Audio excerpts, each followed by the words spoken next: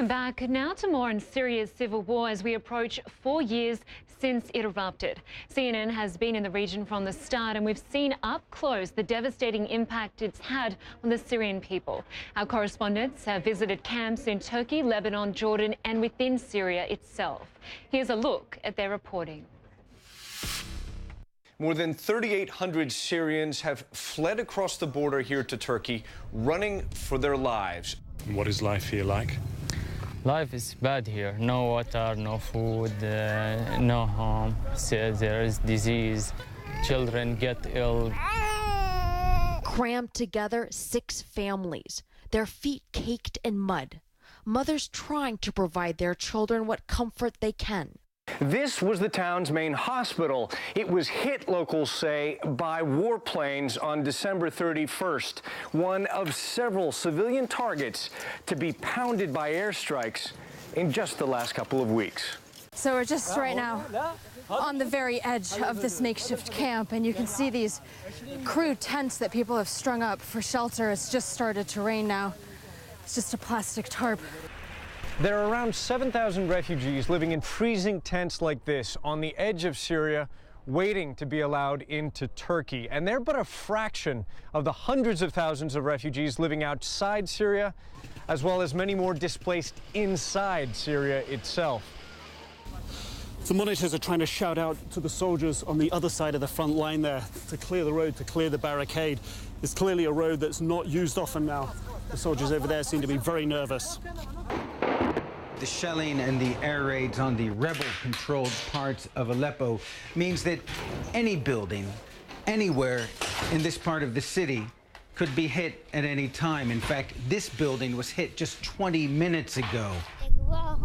They fell in that area.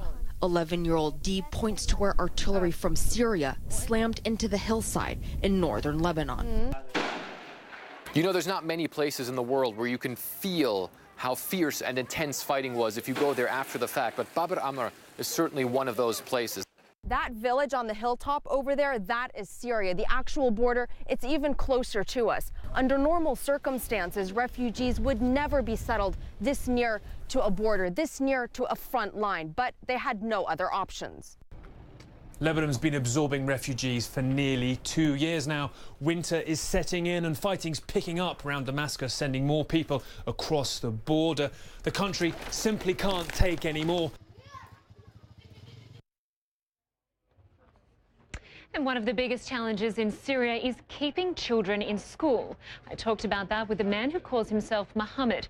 Due to the ongoing conflict, we're not allowed to reveal his real name or location. But I can tell you that Mohammed is an education advisor for Save the Children, who works both inside Syria and in refugee camps across the border. Here's what he told me a short time ago.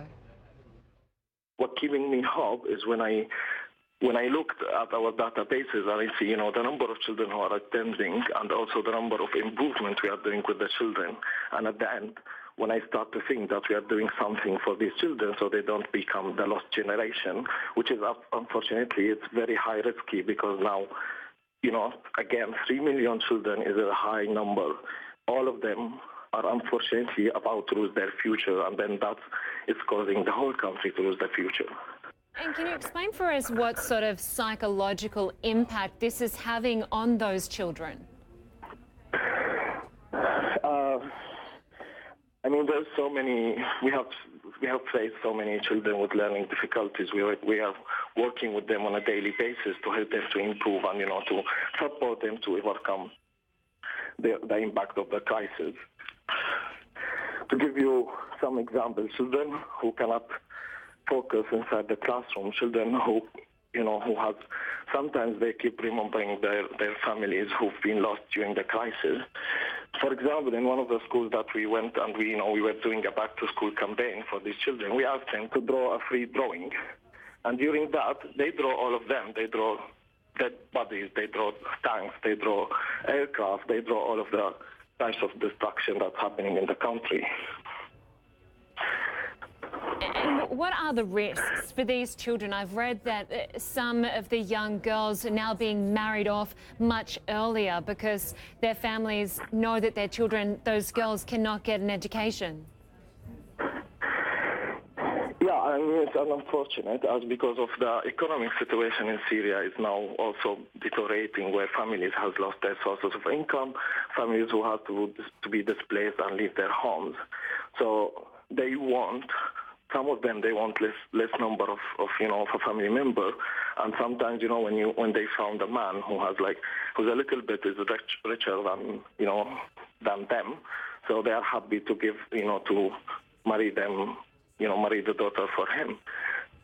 So yeah, children, they are there's so many cases of children are being at risk of early marriages, who are already now exposed to early marriages and cannot have access to education because they are, they are now with their homes, with their families, so they cannot come to the school.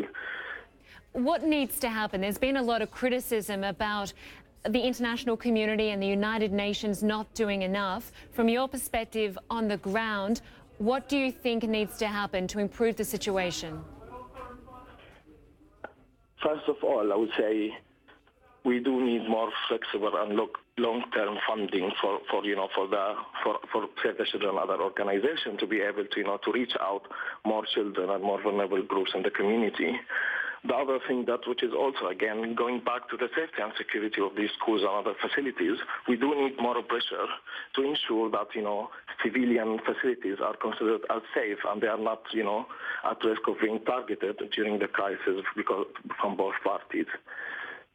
So we do need more attention to the Syrian crisis because now 4 years and we haven't seen any improvement or absolutely the opposite. We've seen the intense. Mohammed, thanks so much for joining us on the phone. We know it's very risky for you to talk to us and we appreciate your time today.